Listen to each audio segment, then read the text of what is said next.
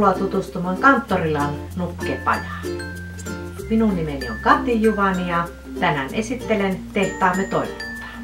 Minulta usein kysytään, miten valmistan nukkeja, ja tänään näytän teille miten. Meillä on täällä käytössä ollut hyväksi havaittu TRX 275S Pro-mallinen nukkekone. On palvellut meitä jo vuosia. Ennen kuin aloitetaan, niin huolehditaan turvallisuudesta. Meillä on oltava suojavarusteet ja myöskin paloturvallisuus tulee olla kunnossa. Meillä on sammutin kaiken varalta ja myös sammutuspeite. Manuaali on hyvä olla lähellä. Ja sitten tehdään muutamia esitoimenpiteitä. Öljytään.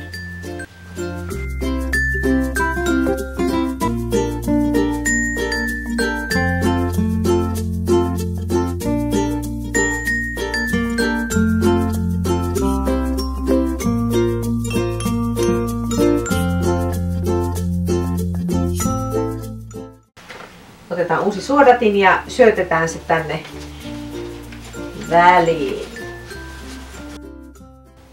Sitten laitetaan ramppa kalkattamaan.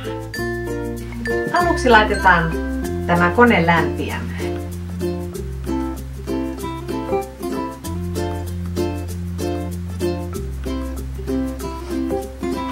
Näin. Se lämpiää sellaisen 10 minuuttia ennen kuin voimme aloittaa. Syötetään lankaa täältä.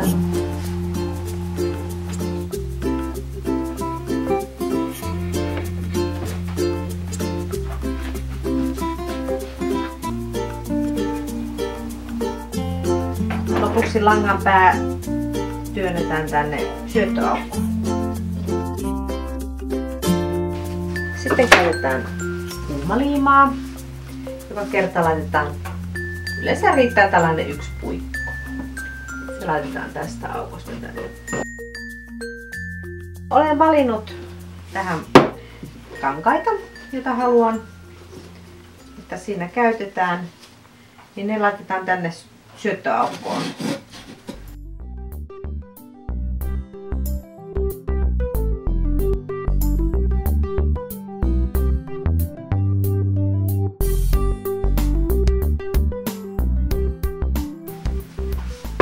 Sitten olen valinnut tukkamateriaaliksi tällä kertaa villaa. Tämä kone pystyy käsittelemään monenlaisia materiaaleja. Muovipussista ihan jotain nailonkuitua voi laittaa ihan oikeastaan mitä keksii. Tämä on hyvin pystyy niitä käsittelemään tämä meidän TRX 275S Pro. Seuraavaksi otetaan silmät. Tämä pystyy käsittelemään 0,2 mm 25 mm läpimitaltaan olevia ympyrämuotoisia esimiä. Joo, eli sitten tämä konehan tarvii tiedon, minkälainen nukke on tulossa. Tämä on sillä tavalla vanha malli, että tämä ei keskustele tekoälyn kanssa, mutta pitää sitten piirtää perinteisellä menetelmällä. Olenkin tähän piirtänyt nyt mallin tästä nukesta. Se malli syötetään täältä ylhäältä tänne syöttöaukkoon. Näin. Näin. No niin. Sitten odotellaan, että masina lämpiää. No niin, nyt on 10 minuuttia kulunut ja voidaan laittaa kone käyntiin. Noin.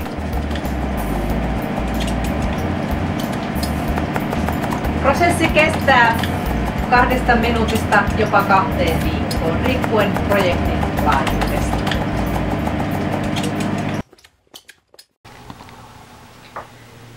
No niin, vaikuttaa siltä, että kone on tehnyt työnsä ja Minäpä kurkkaan tänne, miltä täällä näyttää. Ei ole perätilassa, hyvää.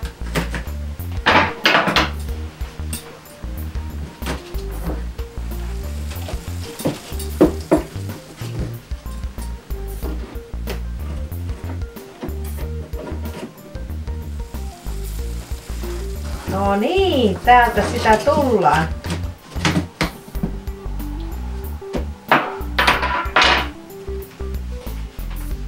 Katkaistaan napanuora.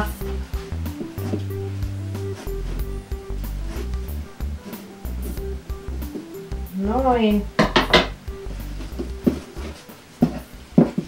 Ja nukke on valmistunut. Nyt näyttää siltä, että täällä on joku ongelma. Katsotaanpas vikakoodi. Otetaan tää manuaali ja katsotaan täältä. Hetkonen. Hauenkyljykset. Ei. Mikä se oli? Lauantai-laatikko.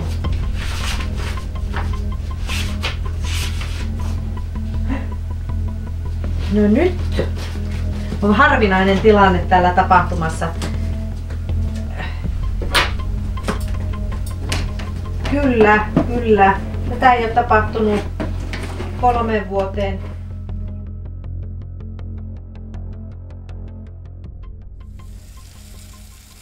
Nyt on semmoinen tilanne kuin kaksoset.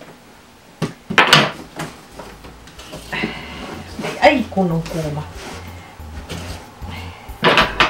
Katkaistaan napanuora häneltäkin. Näin. Joo, eli tässä on tämmönen harvinainen tilanne, että mä en näköjään laittanutkaan lukumäärää tuohon, niin se ei tiennyt tämä kone nyt sitten, että miten tässä käy, niin tulikin kaksoset. Joo, eli näin se täällä tapahtuu.